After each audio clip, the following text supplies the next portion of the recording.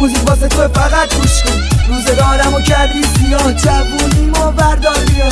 خنداتم زندگیم بود، تموم شد همه چی زندگیم کو. تنهایی رو بغلی کنم، هنوزم دوست دارم بغلت کنم. حس خوب تو بدی بهم، شک ندارم که دوست دارم. زندگی میگذره خوب عالی، جدا از فکر و حال عادی.